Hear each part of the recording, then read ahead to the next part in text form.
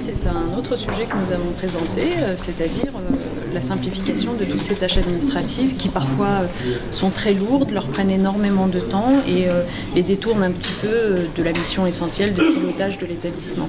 Donc nous avons, au terme de 3 ans de travaux sur ce sujet avec les organisations syndicales, nous avons dégagé 16 engagements qui vont être adoptés aujourd'hui, envoyés aux académies, mis en œuvre pour que le travail soit facilité pour les directeurs d'école, qu'on fasse moins peser sur eux des choses qui sont de l'ordre de l'annexe, qu'on organise mieux nos sollicitations au niveau de l'administration centrale pour ne pas leur en demander trop toujours en même temps.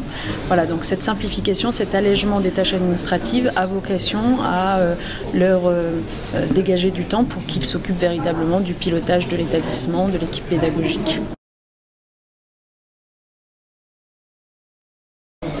Oui, voilà, c'est ce qui vient d'être présenté à l'instant, c'est-à-dire qu'au fond, les réunions, les enquêtes, les paperasses sont souvent le fait, reconnaissons-le, de l'administration centrale, du rectorat, de l'académie, des inspections. Et donc, les engagements que nous venons de présenter sont des engagements pour nous-mêmes, que nous allons nous atteler à respecter scrupuleusement pour réduire le nombre de sollicitations à l'égard des directeurs d'école, pour les organiser mieux, pour avoir des outils informatiques qui permettent une plus grande fluidité de communication des informations, pour que tout cela finalement leur prenne moins de temps, soit moins pénible aussi, soyons honnêtes, et qu'ils se consacrent davantage à la vie quotidienne de leur établissement. Alors c'est un travail que l'on va mener avec les utilisateurs, parce que nous allons leur demander leur avis, et le fait aussi de leur renvoyer les résultats des enquêtes leur permettra de savoir si cette enquête elle est intéressante pour eux, y compris pour leur pilotage de leur école.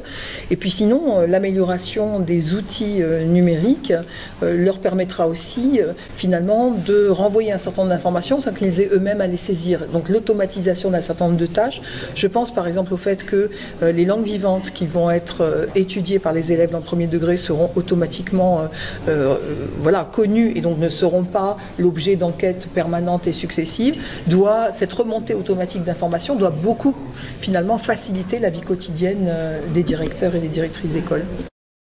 Mais c'est aussi l'amélioration des outils informatiques, c'est pas seulement l'équipement, c'est aussi penser les applications pour qu'elles soient ergonomiques, faciles d'accès, facilement utilisables et qu'une part des tâches usuelles, en particulier administratives, des directeurs d'école soit désormais automatisée. Je pense par exemple à le fait qu'on ne soit pas obligé de rentrer 10 fois l'adresse de l'élève, que tous ceux-ci puissent converser les uns avec les autres et permettre vraiment une automatisation de ces tâches ordinaires.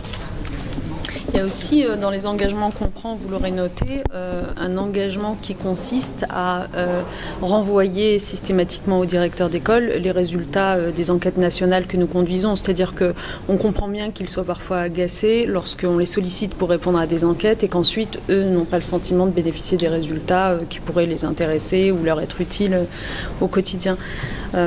Mais je voudrais insister sur une chose, c'est que la culture de l'administration a changé pour qu'elle soit moins pesante sur ces directeurs d'école en termes de sollicitation. Nous nous y engageons. Il y a une aide humaine à leur apporter et pendant ce quinquennat, nous avons fait en sorte que les directeurs d'école soient aidés par des personnes en contrat aidé qui sont au nombre de plus de 13 000 aujourd'hui dans nos écoles. Je pense que pour le quinquennat à venir, il faudra aller plus loin pour faire en sorte que ces aides administratives ne soient plus des contrats aidés, par définition temporaires, sans formation, mais au contraire de vraies fonctions reconnues dans l'école, pérennisées, un peu comme nous avons pérennisé par exemple les AVS, nous avons commencé à le faire, pour faire en sorte que ce soit de vrais accompagnants d'élèves en situation de handicap avec une formation, une reconnaissance statutaire, etc., qui se déploient dans nos écoles. Eh bien, il faudra faire la même chose s'agissant des aides administratives auprès des directeurs. Alors, une fois que j'ai rappelé tout ce que nous leur devons et tout ce que nous devons reconnaître en eux, je suis consciente que les discours ne suffisent pas et c'est pour ça que nous avons agi, bien entendu. Il fallait que cette reconnaissance se traduise institutionnellement, politiquement, dans les actes.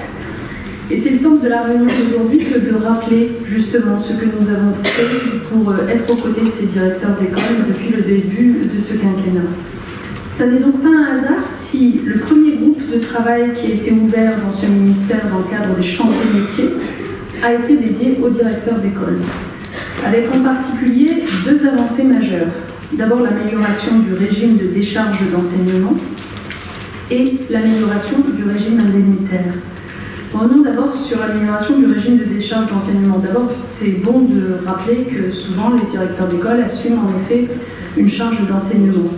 Et nous savons très bien, je crois, dans cette salle, contrairement à certains discours parfois véhiculés, que l'enseignement, c'est un travail qui ne se résume pas au temps passé devant les élèves, que les cours, ça se prépare, qu'il y a un travail de réflexion, de pédagogie, qui ne s'improvise pas, qui nécessite du temps.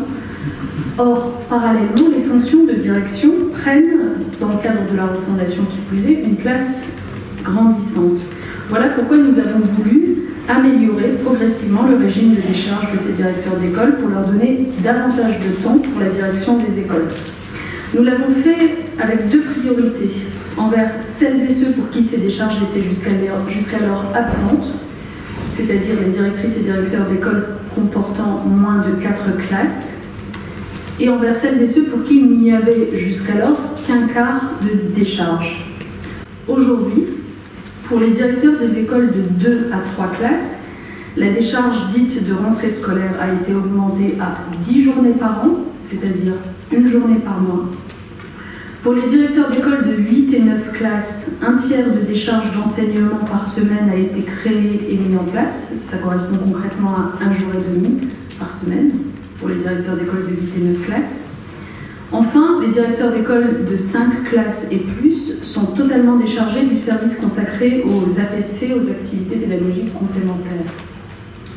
Voilà déjà pour ce qui est du temps, qui est quand même le bien le plus précieux et qu'on nous réclame légitimement sans cesse.